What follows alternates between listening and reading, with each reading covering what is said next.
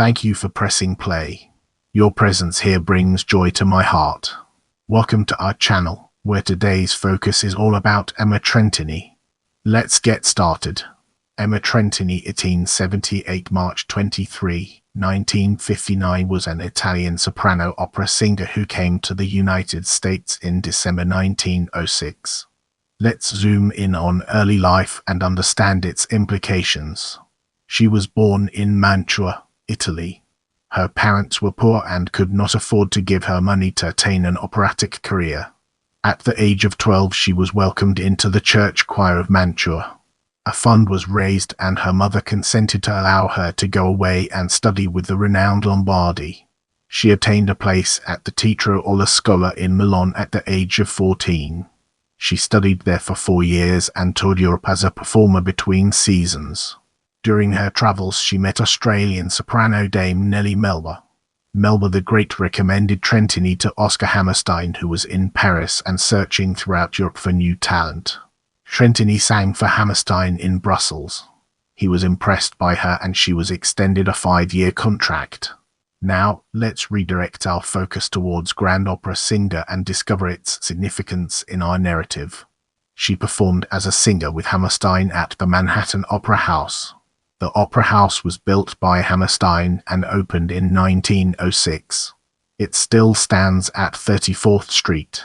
When she came to America, she spoke only Italian. Trentini studied English diligently, repeating words and phrases over and over. One difficulty for her was that she sometimes attached an incorrect meaning to a word. An example of this was when she thanked a member of the Opera House staff for a favor and uttered "kiss me" instead of "thank you." She said the words again and again until a linguist corrected her. At that point she fled the room, returning to her hotel to say thank you repeatedly. In February 1907, Trentini wore the clothing of an old woman in a production of the comic opera Il Barbiere di Siviglia by Gioacchino Rossini. In March she appeared in her first true role in America, performing the part of Musetta. The Manhattan Opera audience was both amused and pleased by her rendition of the Lobone character. The same month she became ill for several weeks after going on stage with Nellie Melba and Emma Calve, against the advice of her physician. Trentini made her return in Carmen, which she entered during the second act on April 17. She played one of the women smugglers. Although the part was a small one, she woke up the next morning with all of New York talking about her.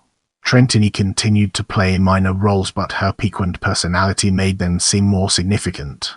She made her way on stage in a routine fashion each time, with a smile and a twinkle in her eyes. She approached the kitchen chair in the first entrance at the Manhattan Opera, where the impresario and board of directors were seated. At first she used to request a quarter from Hammerstein, but as time went on, he offered it unsolicited. He placed it in the bodice of Trentini's dress. She never performed without it being there. She sang at the Manhattan for 4 years and piled each silver piece with the others in her room. During her second season at the Manhattan, she was drafted to perform the part of Antonia in Les Contes de Hoffmann. She did not know the French but volunteered to learn the role. The following summer she resided in a house in the south of France and perfected her French until she was fluent. Claude Debussy heard her sing Ineold in Pellé's Etmolescent at Covent Garden in London. He was enthusiastic and inscribed a photo to Montaut Petit Ineold. He also heard her sing in Proserpine by Camille Saint-Saëns. Among her more noteworthy roles are performances as Violetta in La Traviata, Nedda in Pagliacci, and Gilda in Rigoletto. She appeared in many Italian cities and Cairo. Under Hammerstein's management she sang roles in Un ballo in Maschera, Louise, Les Contes de Hoffmann, and Pellé's Etmolescent. In Les Contes de Hoffmann she played 3 characters by an odd turn of events. Trentini was depicting 2 people when Italian soprano Lena Cavalieri became ill and could not make an evening performance. Hammerstein phoned Trentini and told her the situation. She asked that Cavalieri's part be sent to her. Within 1 hour of rehearsing she became letter perfect and she sang 3 roles that night. Let's now turn our gaze towards comic opera and explore the fascinating connections it has to offer. The New York Times interviewed her in September 1910 at her West 10th Street apartment. She was in the company of Victor Herbert, with whom she was preparing the music of a new part. Hammerstein wanted to change her from a grand opera singer to comic opera vocalist. When he suggested this, she confessed to the writer that she cried for 2 days. Others followed Hammerstein's lead in wanting Trentini to make the transition. She reconsidered, exclaiming that it would be very nice to be l'étoile un tout petit étoile. In English, she meant she believed she could excel as a singular star of comic opera rather than one of many in grand opera. The English language continued to be a problem for her, though she took 80 lessons in a single season the previous winter. The difficulty was more pronounced in comic opera, which lacked the music to assist a performer. Trentini had never spoken lines at this point in her opera career. Herbert's comic opera, Naughty Marietta 1910, was set in New Orleans in 1750. In the second act, Trentini was given an opportunity to portray a boy. The opera was adapted from a book by Rita Johnson Young. The debut of Naughty Marietta was at the Bowery Theatre on November 7, 1910. Trentini and Orville Herald appeared in 136 performances before the production was taken on the road.